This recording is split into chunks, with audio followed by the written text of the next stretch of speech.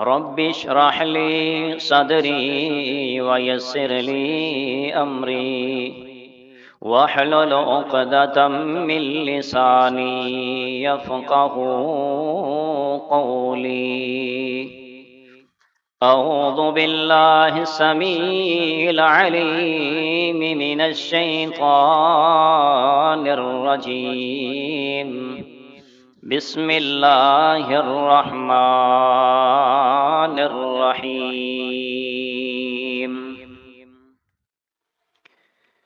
قد من الله علينا إنه من يتق ويصبر فإن الله لا يضيع أجر المحسنين.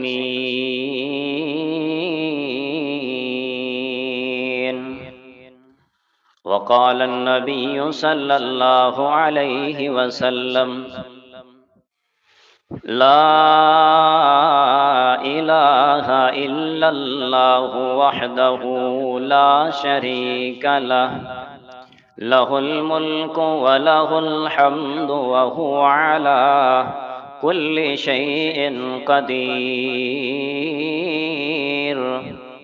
لا حول ولا قوة إلا بالله. لا إله إلا الله ولا نعبد إلا إياه.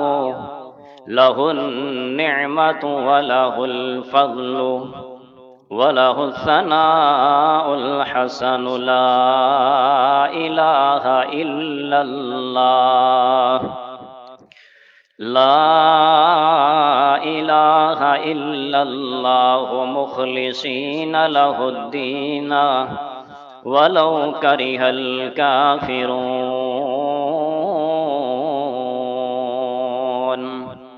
صدق الله ورسوله النبي الكريم.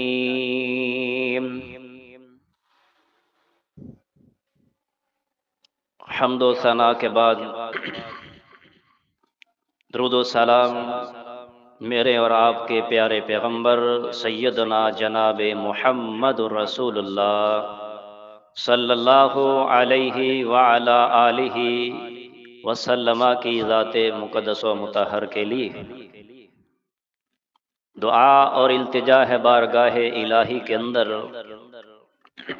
کہ اللہ کریم مجھے حق سچ کہہ سکنے اور سمجھا سکنے کی توفیق نصیب فرمائے۔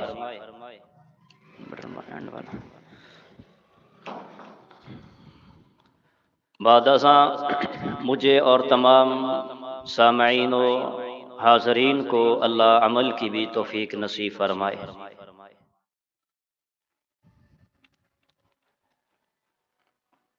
آداب الہی کا تقاضا ایک یہ بھی ہے کہ تمام تر اپنے کمالات، تمام اللہ رب العزت کی نعمتیں، اللہ کی عطائیں اور تمام خوبیوں کو اللہ رب العزت کی طرف منسوب کر دینا۔ پیارے پیغمبر علیہ السلام کی مبارک زندگی رحمتوں، برکتوں اور معجزات سے بری پڑی ہے، لیکن جب بھی کوئی عام معمول سے ہٹ کر کوئی معاملہ پیش آتا، کوئی معجزے کا ظہور ہوتا، تو اللہ تبارک و تعالیٰ کے پاک پیغمبر اس نعمت، اس احسان، اس اللہ کی عنایت کو اللہ رب العزت کی طرف منسوب کر دیتے تھے۔ کبھی اللہ کے پاک پیغمبر فرماتے یہ اللہ کی رحمت ہے، کبھی کہتے یہ اللہ کا فضل ہے، اور کبھی برکت من اللہ کہہ کر تمام نعمتوں کو اللہ رب العزت کی ذات کی طرف منسوب کر دیتے۔ پیارے پیغمبر کی روزمرہ کی دعاؤں کو اگر دیکھا جائے تو ان دعاؤں کے اندر بھی یہ بات موجود ہے، روز روشن کی طرح آیا ہے کہ اللہ کے پاک پیغمبر ہر عطا، ہر خوبی، ہر نعمت اور ہر کمال کی نسبت اللہ رب العزت کی ذات کی طرف کرتے تھے۔ ابتدا کے اندر چند قرآنی دعائیں پیارے پیغمبر کی مسنون دعائیں ذکر کرنا چاہتا ہوں، جس کے اندر یہ بات واضح ہوگی کہ اللہ کے پاک پیغمبر ہر چیز، ہر نعمت، ہر احسان، ہر عنایت، ہر خوبی اور ہر عطا کی نسبت اللہ رب العزت کی طرف کرتے تھے۔ پیارے پیغمبر صلی اللہ علیہ وسلم ہر فرضی نماز کے بعد اس بات کا اقرار کرتے کہ تمام نعمتیں اللہ رب العزت کی عطا کردہ ہے، فضل اللہ رب العزت کا ہے، ثناء جمیل اللہ رب العالمین کے لیے ہے، کیونکہ وہ وحدہ لا شریک ہے، اس کے علاوہ الہ کوئی نہیں۔ اور وہ دعا یہاں ہمارے فرضی نماز کے بعد جو پمفلٹ لگا اذکار، اس کے اندر بھی 5ویں نمبر پر موجود ہے۔ یاد دہانی کے لیے اور اس کی سمجھ کے لیے، ترجمے کے لیے عرض کروں گا، محبت سے سماعت کیجئے اور پوری دل جمی کے ساتھ، توجہ کے ساتھ آج کی بات، آج کا موضوع سماعت کیجئے۔ انشاءاللہ میرا ایمان ہے کہ بھرپور فائدہ ہوگا۔ پیارے پیغمبر علیہ الصلوۃ والسلام کا فرمان فرمایا، لا الہ الا اللہ وحدہ لا شریک لہ، لہ الملک ولہ الحمد وہو علی کل شیء قدیر۔ اس اللہ کے علاوہ کوئی الہ نہیں ہے، وہ وحدہ لا شریک ہے، لہ الملک ولہ الحمد، اسی کے لیے بادشاہت ہے، اسی کے لیے تمام قسم کی تعریفات ہے، اور وہ اللہ ہر چیز پہ قادر قدیر ہے۔ لا حول ولا قوت الا باللہ، نیکی کرنے کی طاقت اور گناہ سے بچنے کی طاقت اسی اللہ رب العزت کی توفیق کے ساتھ ہی ممکن ہے۔ لا الہ الا ہو، اس اللہ کے علاوہ کوئی الہ نہیں ہے۔ لا الہ الا اللہ ولا نعبد الا ایاہ، ہم اس اللہ کے علاوہ کسی کی عبادت بھی نہیں کرتے۔ لہ النعمت ولہ الفضل ولہ الثناء الحسن، تمام نعمتیں اللہ ہی کی طرف سے ہیں اور تمام فضل اللہ ہی کا ہے۔ وَلَهُ الثَّنَاءُ الْحَسَنُ، اور ثناء جمیل، اچھی تعریف کی حقدار بھی اگر کوئی ذات ہے تو وہ اللہ رب العزت کی ذات ہے۔ لا الہ الا اللہ مخلصین لہ الدین ولو کرہ الکافرون، اس اللہ کے علاوہ کوئی الہ نہیں ہے اور ہم اسی کے لیے اپنے دین کو خالص کرتے ہیں، اگرچہ یہ بات کافر لوگوں کو گزرے ناپسند لگے۔ اس آیت، اس اذکار کے اندر، ان دعاؤں کے اندر اللہ کے پاک پیغمبر نے تمام نعمتوں اور تمام فضل کی نسبت اللہ رب العالمین کی طرف کی ہے۔ اسی طرح ہم لباس پہنتے ہیں، لباس اگرچہ ہم خود خریدتے ہیں، اپنا پیسہ سرمایہ خود خرچ کرتے ہیں، لیکن اللہ کے پاک پیغمبر کی سنت، اللہ کے پاک پیغمبر کی سیرت دیکھیے۔ اللہ کے پاک پیغمبر جب بھی لباس زیب تن کرتے اور یہ دعائیں روایت کرنے کا مقصد بھی یہی ہے کہ ہم کو بھی یہ دعائیں یاد ہو جائیں۔ اللہ کے پاک پیغمبر فرماتے ہیں، الحمدللہ الذی کسانی ھذا الثوب ورزقنی من غیر حول منی ولا قوہ۔ اے اللہ، تمام تعریفیں تیرے لیے، تو ہی اللہ ہمیں لباس پہنانے والا ہے۔ یعنی ہر نعمت کی، ہر خوبی اور ہر کمال کی نسبت اللہ کی طرف ہے۔ اللہ ہمارا کوئی کمال نہیں، کمال تیری ذات کا ہے۔ تو ہی ذات وہ ہے جو ہمیں لباس پہنانے والی ہے۔ وَرَزَقَنِيهِ مِنْ غَيْرِ حَوْلٍ مِّنِّي وَلَا قُوَّةٍ، اور اللہ ہم اپنی محنت اور کوشش کے ساتھ لباس پہننے کی طاقت نہیں رکھتے، تو ہی ذات ہے جو لباس پہنانے والی۔ اور اللہ کے پاک پیغمبر صلی اللہ علیہ وسلم کسی مصیبت زدہ شخص کو دیکھتے، کسی بیمار کو دیکھتے تو عافیت کی نسبت بھی اللہ ہی کی طرف کرتے۔ ہمارے یہاں لوگ یہ سمجھتے ہیں جو بندہ صحت مند ہے، تندرست ہے، وہ سمجھتا ہے میری توانائیاں، میری رعنائیاں اس وجہ سے ہیں کہ میں بڑی عمدہ خوراک کھاتا ہوں، میں بڑی عمدہ خوراک کھاتا ہوں، میں اچھی ادویات استعمال کرتا ہوں، میں بڑے جناب ڈرائی فروٹ استعمال کرتا ہوں، پھل استعمال کرتا ہوں، لہذا بیماری میرے قریب نہیں آئے گی۔ لیکن رب کبریا کی قسم ہے، اتنے لوگ ایسے ہیں، کتنے لوگ آپ کا بھی مشاہدہ ہوگا، اللہ نے سب کچھ دیا ہے، صاحب ثروت ہیں، مالدار ہیں، جگیردار ہیں، لیکن اللہ کی طرف سے اجازت نہیں ہے، منظوری نہیں ہے، وہ اچھا کھانا نہیں کھا سکتے، بڑے کا گوشت نہیں کھا سکتے، میٹھا نہیں کھا سکتے، اسی طرح دیگر ایسی جو خوراکیں ہیں منع کر دی جاتی ہیں، سب کچھ ہونے کے باوجود، لیکن کیونکہ اللہ کی طرف سے منظوری نہیں ہے۔ اور کتنے ایسے لوگ ہیں جو اچھی خوراکوں کے انبار لگائے بیٹھے ہیں، لیکن ان کے اپنے اپاہج ہو جاتے ہیں، معذور ہو جاتے ہیں، اور ایسی بیماریوں کے اندر مبتلا ہو جاتے ہیں کہ چارپائیوں کے ساتھ ہی لگے رہتی ہیں۔ یاد رکھیے ٹھیک ہے، خوراک کا، اچھی خوراک کا اپنا بھی اثر ہے، لیکن وہ اثر بھی اللہ ہی کی منظوری کے ساتھ ہے۔ حقیقت یہ ہے کہ کمال کی نسبت اللہ رب العزت کی طرف کی جائے۔ اللہ یہ صحت عطا کی ہے، تیری رحمت ہے، اللہ بیماریوں سے ہم کو بچا لیا، یہ تیری رحمت ہے۔ اور اللہ کے پاک پیغمبر کی سیرت طیبہ کسی بیمار کو، کسی مصیبت یا زدہ شخص کو دیکھتے، اللہ کے پیغمبر عافیت کی نسبت اللہ کی طرف کرتے، اور اللہ کے پاک پیغمبر یہ دعا پڑھتے، اس کو یاد کیجئے اور کام کی بات یہ پلے باندھیے۔ اللہ کے پاک پیغمبر صلی اللہ علیہ وسلم ارشاد فرماتے ہیں، جو شخص بھی کسی بیمار کو یا مصیبت زدہ شخص کو دیکھے اور یہ دعا پڑھ لے، زندگی بھر اس شخص کو کبھی بھی وہ مصیبت، وہ بیماری لاگو نہیں ہو سکتی، یہ بندہ اس بیماری اور مصیبت سے بچ جائے گا۔ کون سی دعا سنیے؟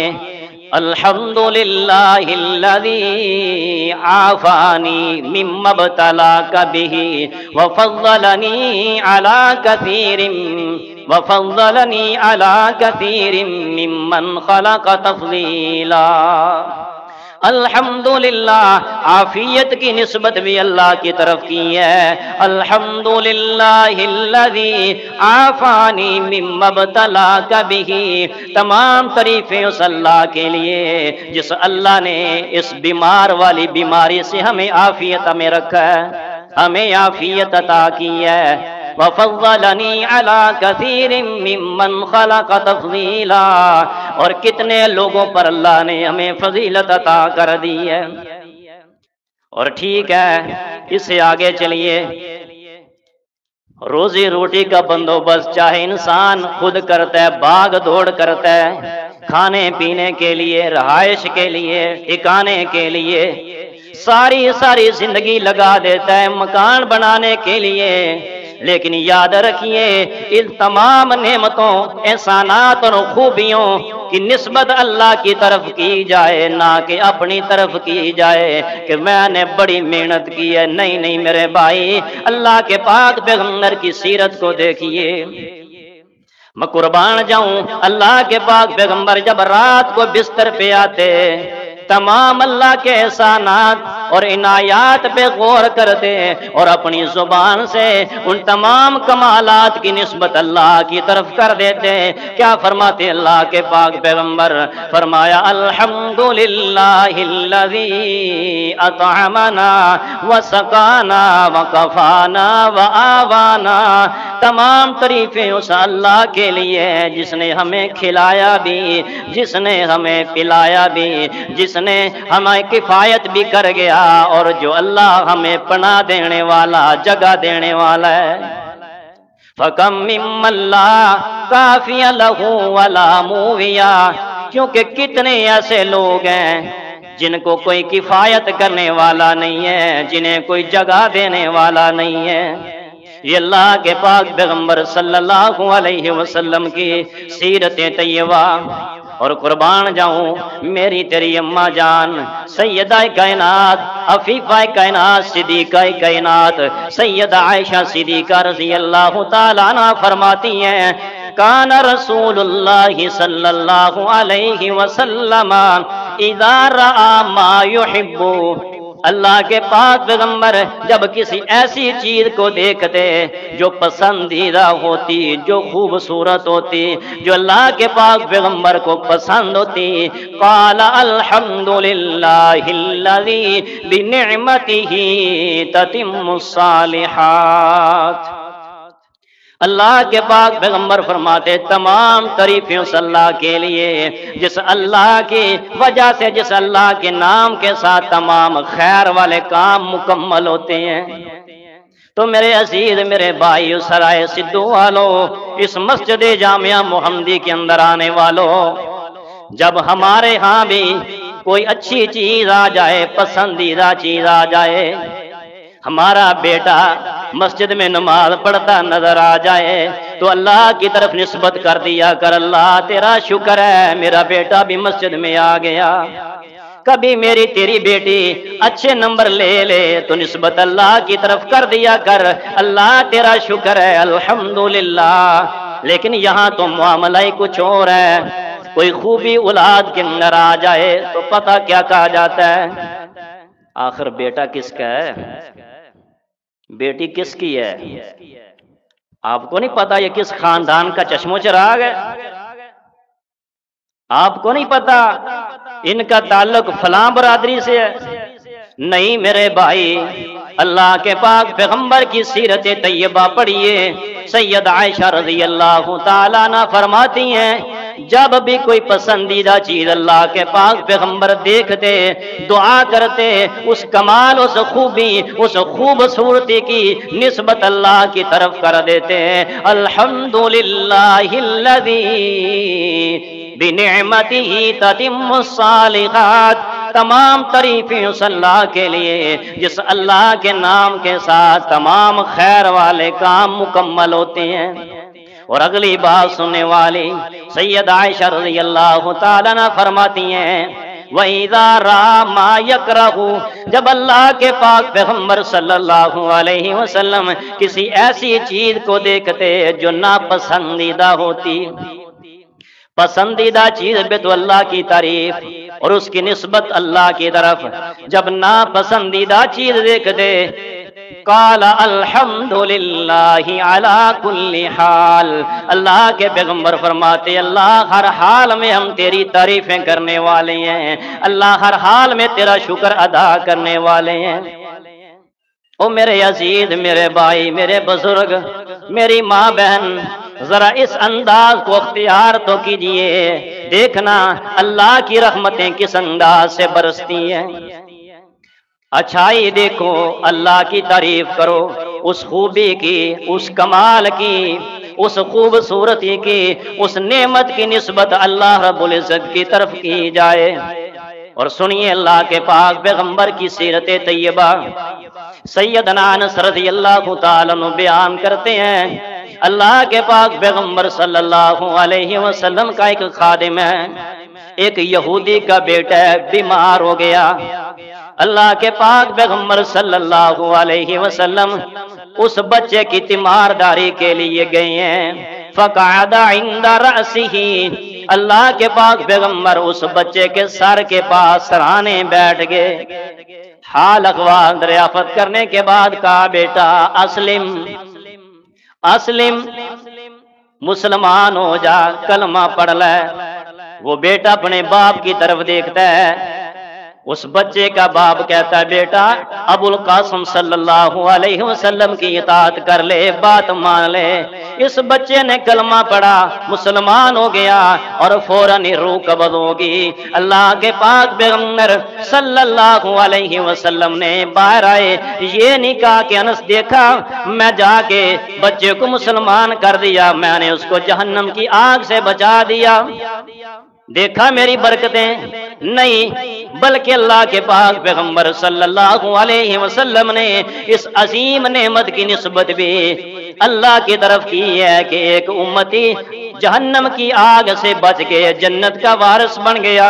فرمایا الحمدللہ الذی انقذہ من النار، تمام تعریفیں اس اللہ کے لیے جس اللہ نے اس بچے کو جہنم کی آگ سے بچا لیا۔ اور پیارے پیغمبر کے پیارے صحابہ کرام، ان کی تربیت بھی پیارے پیغمبر کی آغوش میں ہوئی۔ حضرت طارق بن شہاب رحمہ اللہ بیان کرتے ہیں، سیدنا فاروق اعظم رضی اللہ تعالیٰ عنہ علاقہ شام کی طرف رخصت ہوئے، ان کے ساتھ سیدنا حضرت ابو عبیدہ بن جراح رضی اللہ تعالیٰ عنہ بھی ساتھ ہیں۔ رستے کے اندر دریائی گزرگاہ آ گئی، تھوڑا تھوڑا پانی آ گیا، کیچڑ سا آ گیا۔ سیدنا حضرت عمر بن خطاب رضی اللہ تعالیٰ عنہ اپنی اونٹنی سے نیچے اترے، اپنے موزوں کو اتارا، اپنے کندھے پہ عاجزی کے ساتھ سادگی کے ساتھ اپنے کندھوں پہ رکھا، اونٹنی کی مہار پکڑی ہے، اس گزرگاہ کے اندر چلے گئے، گزرنا شروع کر دیا۔ حضرت ابو عبیدہ بن جراح رضی اللہ تعالیٰ عنہ کہنے لگے امیر المومنین آپ بھی کیا کرتے ہیں، لوگ آپ کی اتنی عزت کرتے ہیں، آپ کا مقام، آپ کا رعب اور دبدبا، لوگ تو آپ کی اتنی عزت کرتے ہیں، آپ امیر المومنین ہیں، آپ وقت کے حکمران اور بادشاہ خلیفہ ہیں، آپ یہ کیا کر رہے ہیں، مجھے اچھا نہیں لگا۔ سیدنا حضرت امیر المومنین عمر فاروق رضی اللہ تعالیٰ عنہ بڑی درد بری آواز کے اندر کہنے لگے اے ابو عبیدہ، اگر یہ بات کہنے والا تیرے علاوہ کوئی اور ہوتا تو ایسی سزا دیتا کہ امت محمدیہ کے تمام افراد کے لیے مقام عبرت بنا دیتا۔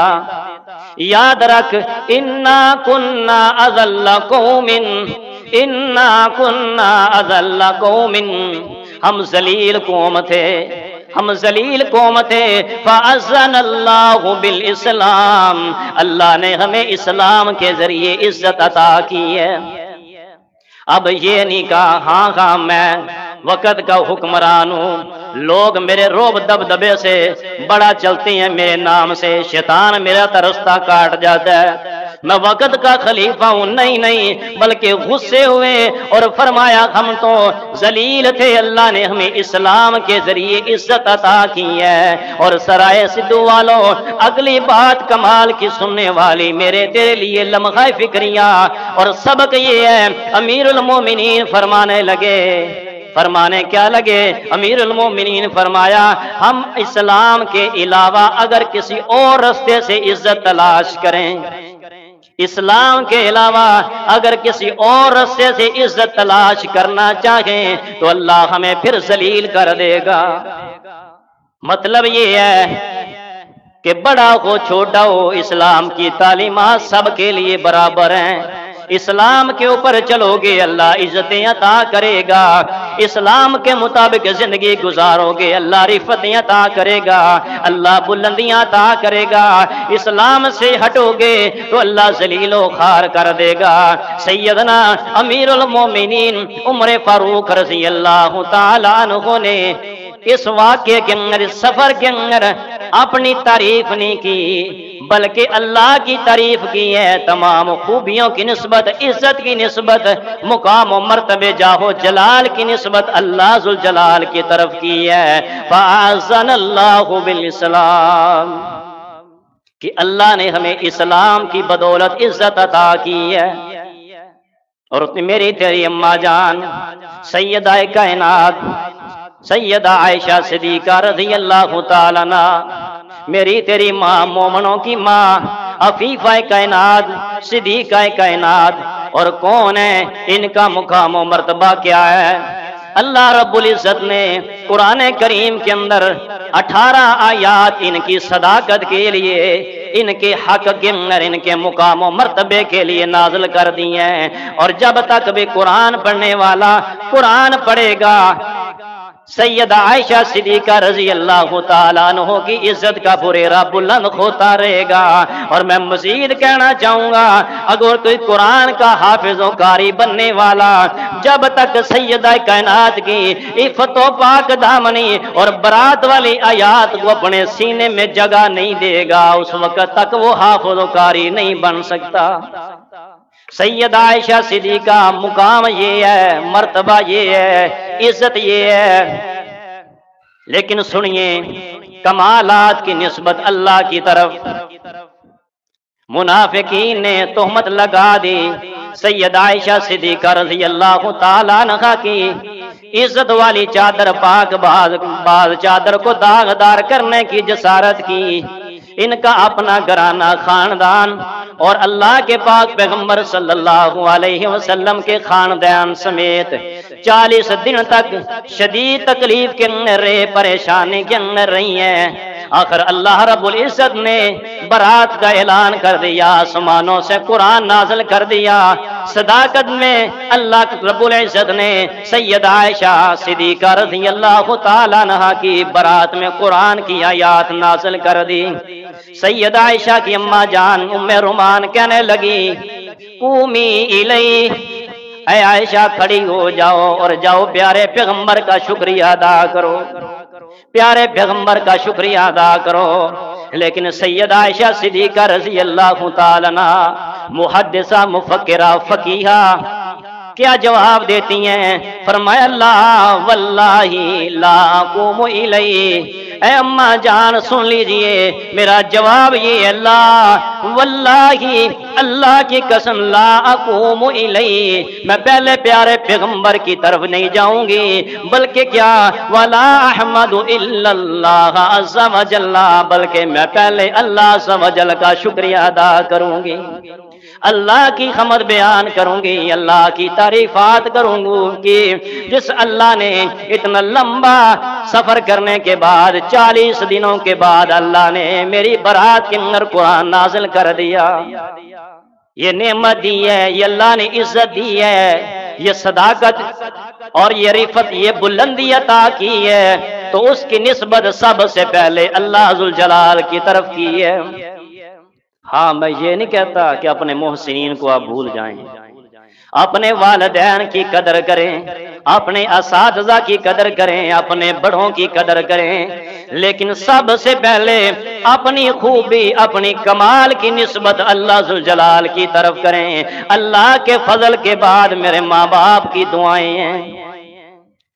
ہمارے ہاں ہم اللہ کی ذات کو بھول جاتے ہیں، کوئی بھی نیکی ملے، کوئی بھی آسانی ملے، اللہ کی ذات کو بھول کر ہم تمام کا تمام کریڈٹ اپنے والدین کو، بزرگوں کو، بڑوں کو دے دیتے ہیں، جبکہ حق یہ بنتا ہے کہ سب سے پہلے اللہ ذوالجلال کی طرف اپنے اس کمال کی، اپنی اس خوبی کی، اس نعمت کی، اس احسان اور عطا کی نسبت اللہ کی طرف کی جائے۔ اس کے بعد آپ کہہ لیں میرے والدین کی محنت ہے، میرے اساتذہ کی محنت ہے، میرے بزرگوں کی دعائیں ہیں، لیکن سب سے پہلے اپنے کمال کی نسبت، اپنی خوبی، اپنی کامیابی کی نسبت اللہ کی طرف کی جائے تو یقیناً اللہ رب العزت مزید برکتیں عطا کرے گا، مزید خیرخائیاں عطا کرے گا۔ ہاں، اگر ہم نے ایسا کیا، اللہ رب العالمین کی ذات کو بھول گئے، اپنی کامیابیوں کو اپنی ہی سمجھنے لگ گئے، تو یاد رکھیے اس کا انجام بڑا عبرتناک ہوگا۔ دنیا کے اندر، آخرت کے اندر ذلت و رسوائی مقدر بن جائے گی۔ ایسے کئی تاریخ کے اندر واقعات ہیں اور زندگی رہی، انشاءاللہ آئندہ خطبہ جمعہ اسی عنوان پہ پڑھایا جائے گا کہ جو لوگ اپنی خوبیوں کو صرف اپنی ہی سمجھنے لگ گئے، تمام کا تمام کمال اپنی ذات کی طرف ہی منسوب کر لیا، جی میری کمال ہے، میری توانائی ہے، میری صلاحیتیں ہیں، میں نے یہ کیا۔ ان لوگوں کا انجام کیا ہوا؟ انشاءاللہ زندگی رہی تو آئندہ خطبہ جمعہ میں عرض کریں گے۔ تمام دوست احباب کوشش کیا کریں، وقت کوئی پابندی کیا کریں، ٹائم کو ملحوظ خاطر رکھتے ہوئے انشاءاللہ ہم آپ کا وقت کوشش کر کے 1 منٹ بھی کوشش کر کے زیادہ نہیں لیتے۔ بعض اوقات کوئی بات تھوڑی لمبی ہو جائے تو 1-2 منٹ اوپر ہو جاتا ہے، حالانکہ حق تو آج یہ بنتا تھا کہ 5 منٹ اوپر لیے جائیں، کیونکہ 5 منٹ لیٹ ہوا ہے خطبہ شروع۔ بہرحال ہم پھر بھی آپ کی قدر کرتے ہیں، اللہ رب العالمین ہم سب کا آنا سنت سنانا اپنی بارگاہ میں قبول و منظور فرمائے۔ واقول قولی ھذا واستغفر اللہ لی ولکم ولسائر المسلمین وآخر دعوانا الحمد للہ رب العالمین۔